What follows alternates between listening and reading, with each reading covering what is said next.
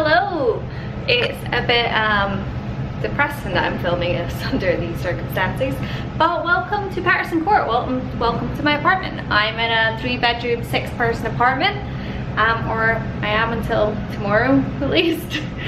So come follow me, I'll show you about. I am leaving tomorrow, so it's a little bit of a mess, but welcome. So as you enter the apartment, there's a set of tables and chairs. This is stuff that I'm throwing in the garbage, unfortunately.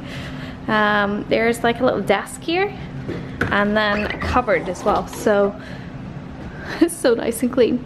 Some people put storage in here. It's generally just a cupboard for a communal cupboard, but some of us mainly put suitcases in there. It's our clean kitchen. So here's the stove, the oven. There's plenty of cupboard space. When you do move in, there are glasses, mugs. You can buy your own. I have bought my own of some stuff. Plates, bowls. Personally, the bowls to me aren't very big, so I've bought one that's similar to this because I like a big, deep cereal bowl. And then you've also got cutlery. Some stuff will be more standard. I think people have bought some of this stuff and just left it over the years. So yeah, there's a dishwasher too. I don't ever use dishwasher. There's also fridge freezers. I think in bigger apartments, like 4-bedroom, 8 people, you get 2 fridge freezers, which makes more sense because this is a freezer space for 6 people. I don't really eat too much frozen food. This program I did buy some stuff from Trader Joe's, but it still wasn't much. Got 1 can of beer left, enough for a cup of tea if I need to relax later on tonight. And then we broke this down with room 1 had this shelf, room 2, and then room 3, and then room 2 had the little tray because they had the bigger shelf, and room 1 and 3, which was fine until it came to things like milk, and if you wanted to buy big cartons, but that's something you just organise when you live here with people. And a pantry as well, so we all just had a shelf each. Someone at the very bottom, and then everyone else just had a shelf, which is what happened to my last program too. In here, I've been cleaning this out, so there's garbage bins for recycling, for general garbage, and a brush and a little shovel as well. When you do move in, these will be on the doors of the apartment that you move into, so that you know what bedroom that you're going into. This is bedroom number 3, so if you ever need to report any issues to housing, then you can do that. So there's 2 single beds, 1 for each participant, a nightstand for each participant, and then a set of 3 drawers for each person, and a mirror. Hey. There's a massive cupboard, closet, so there's space. This is for 2 people. In the bunk beds rooms, they'll be about the same size, but you'll have 1 bunk bed here and 1 raised bed here with storage underneath, and then this is still a closet for 3 people, which is crazy. These are your lockers, so you get 1 each. A padlock would go through here, so you don't want a little one or it's literally not going to lock because you're going to be able to open it. But there's enough space in there. I kept my camera, some electrical equipment, some important documents as well. There's a sink area, under storage. A lot of people don't realise these open, but they do, as a medicine cabinet. So you can put stuff in there, and then bog standard, exciting bathroom. That is 1 bedroom. There's 3 in this apartment. Cleaning them the last few days, because if you don't clean properly when you leave, then there's the chance of getting a restricted rehire. I want to make sure I'm completely avoiding that because I'm a little bit paranoid like that. That was bedroom 3, which is just on the other side of the kitchen. The other 2 are these 2 here opposite each other by the wall. So again, we were meant to have someone moving in before all this insanity. This, I think, is the smaller of the 3. There's your 2 beds here for your participants. The only problem in this room is because of the space when you come in the door, you can't really move the room about, so you can't both have a bed by the wall because you can't really put a bed here because you're going to block the cupboard. You could put one that way, but then there's nowhere else to put this one. So this was my original bedroom, so it's a bit frustrating. I had this bed here and I found it difficult just because in the morning my roommate would get up, she'd go get ready in the closet, grab her clothes or whatever. She'd probably go to the toilet, brush her teeth, and it's right next to your bed. It wasn't as bad as people made it out to be. I didn't mind this bed. It was okay. It's a nice bright room, so you've got all your positives and negatives with each room. Again, drawers, giant closet. So generally someone will take that side, someone will take this side.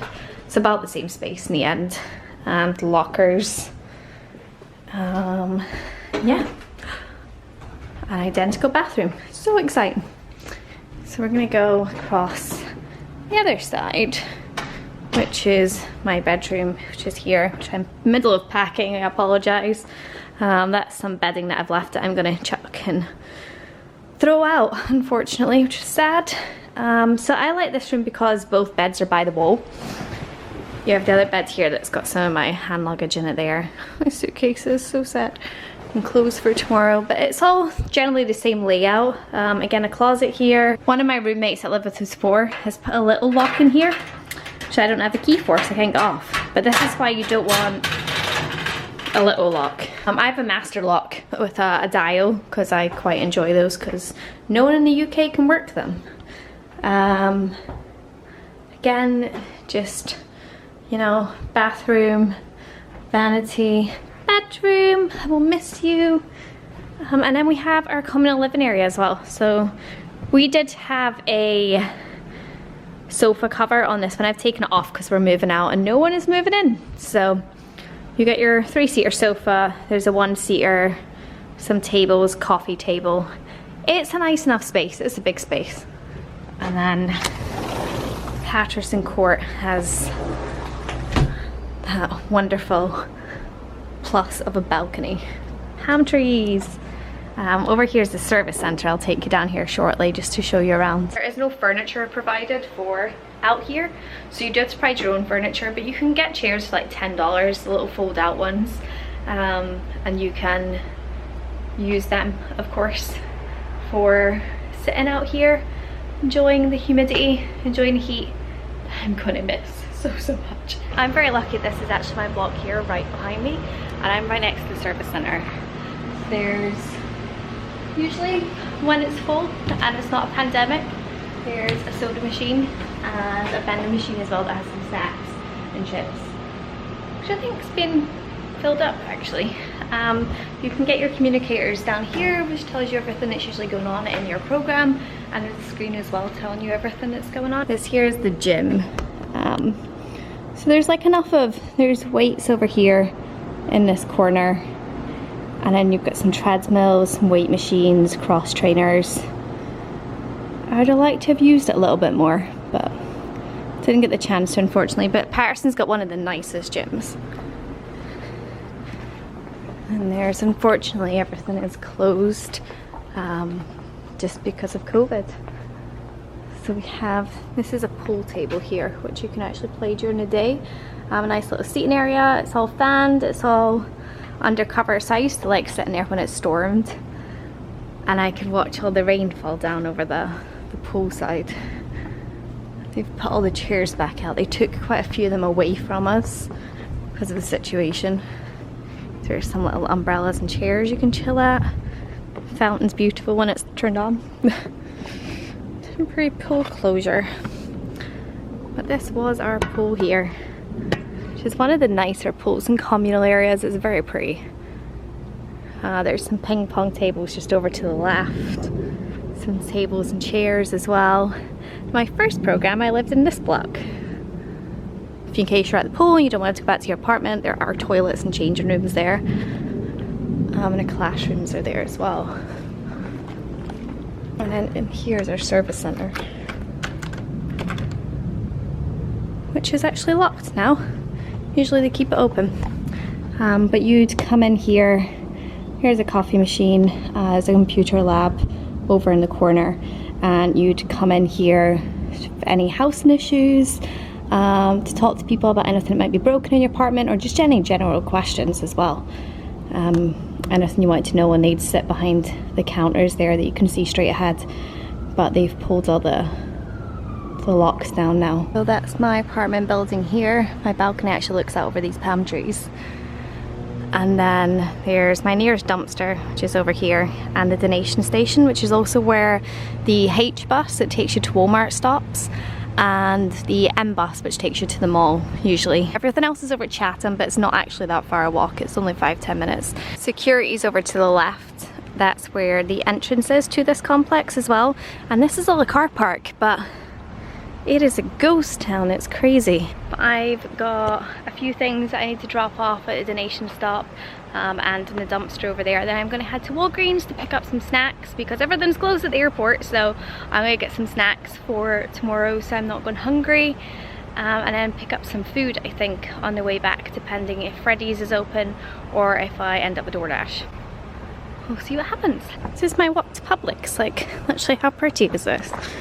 So I've come out of Patterson Court over here, across the road, and I just head all the way up here onto, I think it's the start of International Drive, take a left and just head all the way down to the outlets. So here I am, Publix, Walgreens, outlets. There's a lot more cars on the road than I expected to actually be on the road right now. I don't know where they're all going or coming from. UK has some good jellies, but UK has better chocolate. The States have better jelly sweets.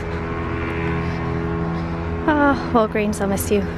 So this is a corner of Patterson Court. The entrance is just further up here. Patterson Court. Right across the road, this is a sign for Chatham Square, and these are Chatham apartments. And literally, just past this bus here is the Chatham bus stop. So it's not even really that far, to be perfectly honest. Someone in a car. So, Patterson here.